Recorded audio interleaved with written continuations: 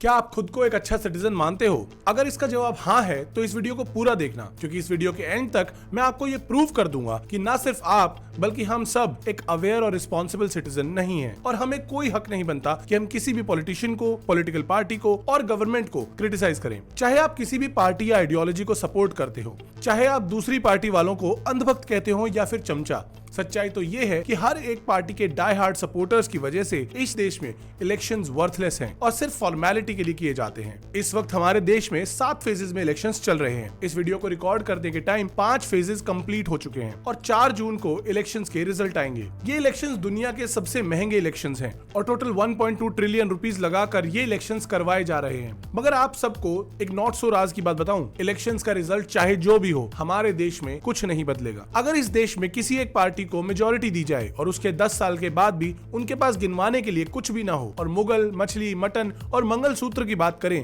तो आप समझ लो कि आपकी लाइफ को बेटर बनाने के लिए सरकार कितना ही काम करती होगी। और इस वीडियो में मैं सिर्फ बीजेपी की बात नहीं कर रहा हूं। कांग्रेस पार्टी के भी मैनिफेस्टो में जो प्रॉमिसेस किए गए हैं वो काफी वेग हैं, लेकिन कांग्रेस की बात क्या ही करें। पिछले 10 सालों में ऑपोजिशन का रोल भी उन्होंने ठीक से प्ले नहीं किया और जिन स्टेट्स में कांग्रेस गवर्नमेंट थी वहां पर कुछ बहुत एक्स्ट्राऑर्डिनरी डिसीजंस नहीं लिए जिससे एक आम आदमी की लाइफ बेटर हो। और आम आदमी की बात हो ही रही है तो आम आदमी पार्टी की भी बात कर लेते हैं। आप पार्टी पिछले 10 सालों से दिल्ली में है, एंड इवन दो इनिशियली उन्होंने कुछ बेटर डिसीजंस लिए थे जैसे गवर्नमेंट स्कूल्स और मोहल्ला क्लिनिक्स, लेकिन उसके बाद उनकी गवर्नमेंट भी बाकी पार्टीज की तरह इलेक्शंस पर और वोट बैंक बनाने पर फोकस करने लगी। दिल्ली वालों को उतना ही डेवलपमेंट दिखाया गया जितने से वोट मांगे जा सके, ना कि एक्चुअली उन लोगों की लाइफ इंप्रूव हो सके। मैं पिछले ही हफ्ते मुंबई से दिल्ली गया था और जैसे ही मैं इंदिरा गांधी इंटरनेशनल एयरपोर्ट पर लैंड किया, मुझे एयर पोल्यूशन फील हो रहा था। मुझे सांस लेने में तकलीफ हो रही थी और हवा में स्मॉग क्लियरली दिखाई दे रहा था। और ऐसा इसीलिए हुआ क्योंकि दिल्ली में air pollution 5th largest killer बन चुका है। इंडिया नंबर 1 कंट्री है, लेकिन एस्मा और रेस्पिरेटरी डिजीज की वजह से होने वाली डेथ्स में दिल्ली की पुअर एयर क्वालिटी की वजह से ऑलमोस्ट 50% बच्चों के लंग्स पर इरिवर्सिबल डैमेज होता है। दिल्ली का एयर क्वालिटी इंडेक्स इस बात का प्रूफ है कि दिल्ली एक गैस चेंबर है। एयर क्वालिटी इंडेक्स यानी AQI का हेल्दी लेवल्स पर 100 के नीचे होना जरूरी है, लेकिन आपको पता है कि दिल्ली का AQI कहां तक पहुंच चुका है? दिल्ली के मेजर एरियाज में AQI 300 के ऊपर है, जिसकी वजह से हर लाइफ स्पैन से 5 साल से 12 साल तक कम हो रहे हैं। 2019 में सुप्रीम कोर्ट ने भी सेंटर और स्टेट गवर्नमेंट को कहा था कि दिल्ली का एयर पोल्यूशन एक पॉलिटिकली मैनेजेबल प्रॉब्लम है। सब कुछ सबके सामने हो रहा है और ना स्टेट गवर्नमेंट और ना सेंट्रल गवर्नमेंट इसकी जिम्मेदारी ले रहे हैं। जस्टिस अरुण मिश्रा ने कहा कि दुनिया हम पर हंस रही है, लोगों की लाइफ स्पैन कम हो रहा है और लोगों को गैस चैम्बर में रहने पर मजबूर किया जा रहा है। अब वैसे तो दिल्ली गवर्नमेंट ने एंटी स्मॉग गन को यूज किया पोल्यूशन को सेटल करने के लिए, लेकिन ये सिर्फ एक वोट बैंक बनाने का सोल्यूशन था। इससे लॉन्ग टर्म में कोई भी सोल्यूशन नहीं निकलेगा। लेकिन ये तो 2019 की बात है। उसके बाद आज 5 साल हो चुके हैं और क्या बदला?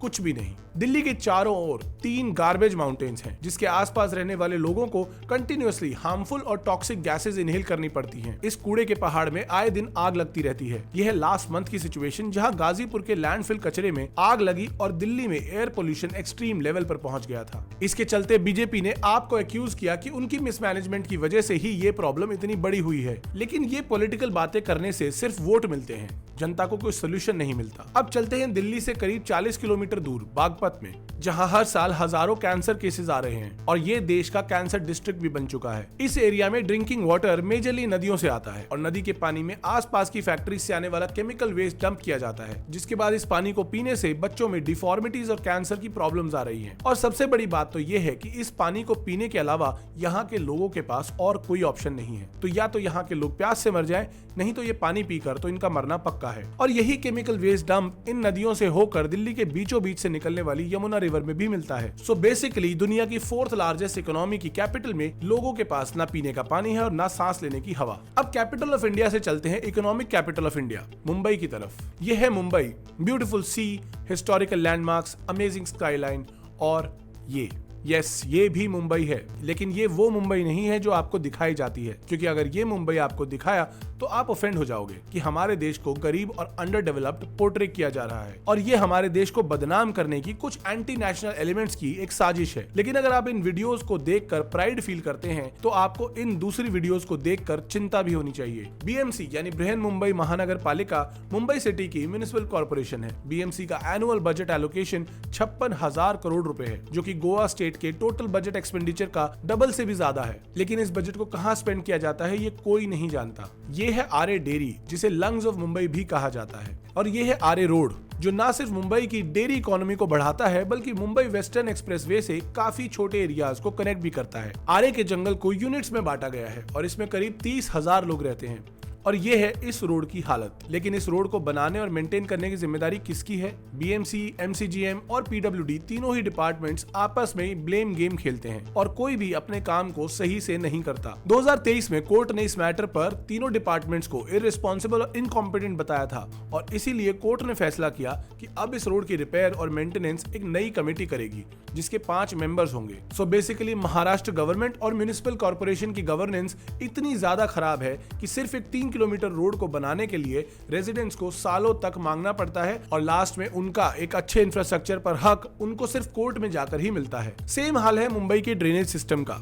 हर साल मॉनसून में मुंबई की सड़कें पानी में डूब जाती हैं, जिसका रीजन गवर्नमेंट ऑफिशियल्स और मिनिस्टर्स ये बताते हैं कि मुंबई एक कोस्टल सिटी है और इस वजह से एक्सेस वाटर को सी में डाइवर्ट नहीं किया जा सकता। लेकिन इसकी वजह से क्या हम इस इशू को इग्नोर कर सकते हैं?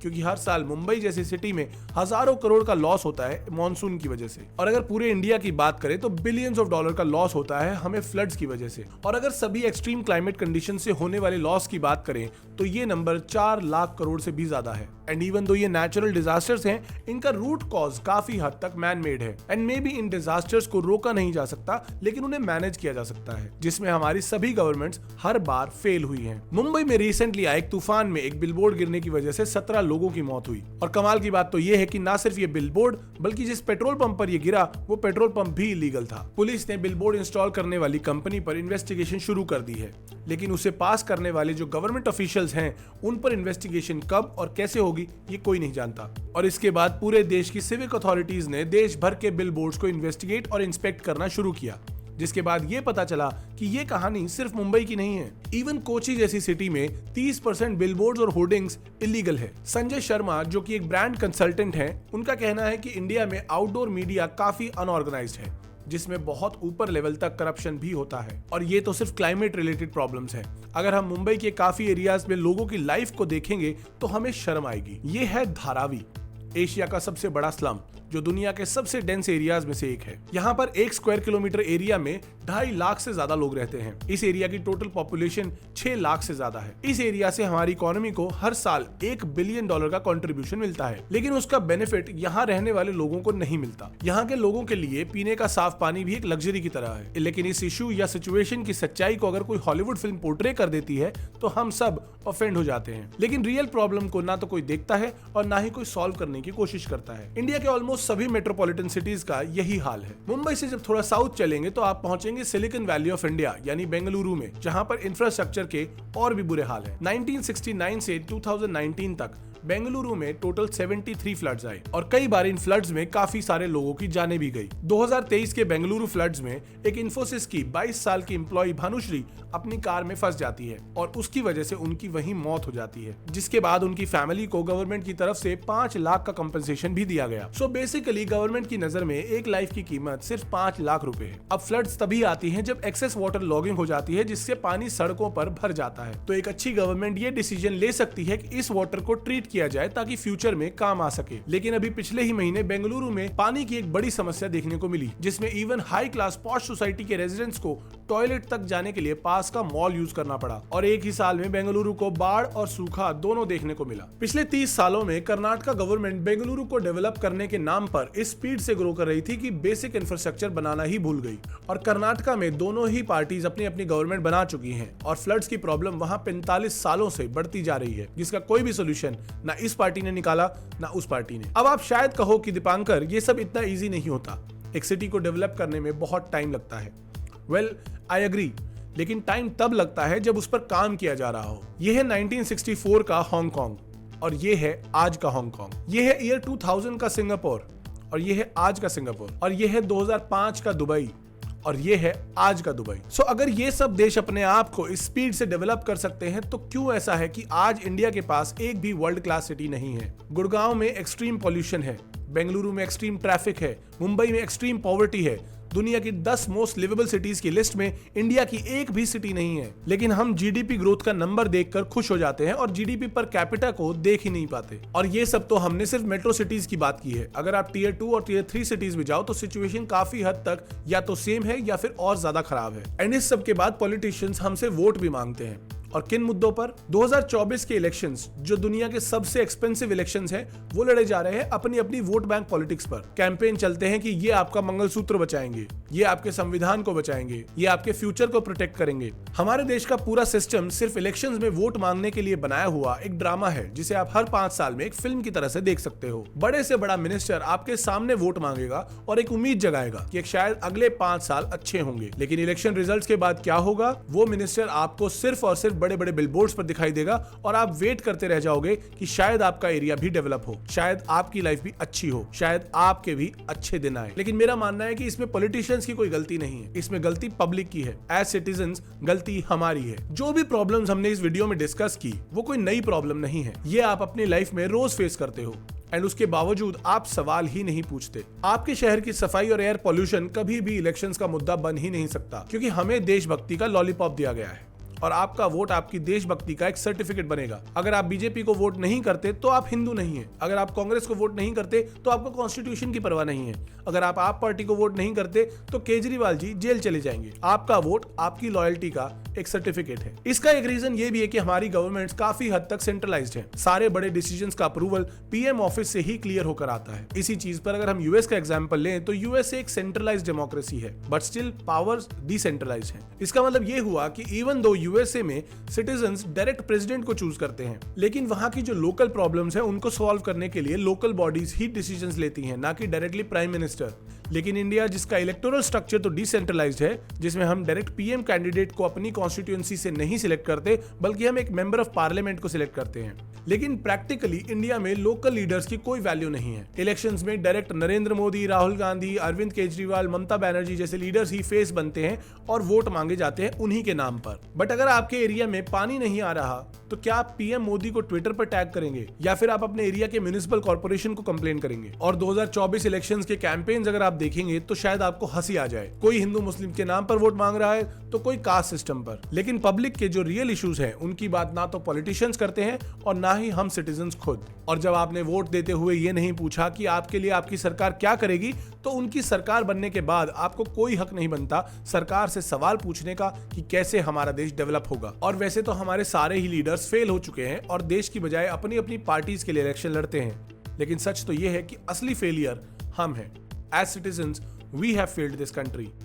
जब तक हम नहीं मांगेंगे हमें नहीं मिलेगा, क्योंकि जब मंदिर के नाम पर वोट मिल ही रहे हैं तो कोई क्यों आपको फ्रेश वाटर के वादे करे? गंगा क्लीनिंग प्रोजेक्ट का क्या हुआ आपको मतलब ही नहीं है। 100 स्मार्ट सिटीज का क्या हुआ आप पूछेंगे ही नहीं। और इन लीडर्स में या तो गॉड कॉम्प्लेक्स आ जाता है या फिर सेवियर कॉम्प्लेक्स। हमारे देश के लोग एक ऐसा लीडर चाहते हैं जो मैजिकली देश को ठीक कर दे। उसके लिए ना तो हम एफर्ट्स डालना चाहते हैं और ना ही इलेक्टेड लीडर से क्वेश्चन करना चाहते हैं। सो इलेक्शंस का रिजल्ट जो भी हो, कोई भी पार्टी जीते, लेकिन एट द एंड हारेगा सिर्फ एक आम आदमी, हारेंगे आप लोग। लेकिन इस पूरे सिस्टम को चेंज किया जा सकता है। कैसे? देश की डेवलपमेंट के लिए बेसिक इंफ्रास्ट्रक्चर बहुत जरूरी है, चाहे वो एजुकेशन हो, हेल्थ केयर हो, सिटी क्लीनिंग हो, रोड्स हो या फिर पीने का पानी। ये सब बेसिक चीजें वो हैं जो हमें अपनी सरकार से मांगनी होंगी। और अगर आप इन मुद्दों पर वोट करने लगे तो थक हार कर इन पॉलिटिशियंस को भी आपके इन इश्यूज पर फोकस करना ही पड़ेगा। अगर आप मेरी बात से एग्री करते हैं तो इस वीडियो को लाइक जरूर करना, कॉमेंट में अपनी राय जरूर देना और सब्सक्राइब करना चैनल को। हम मिलेंगे एक नई वीडियो में।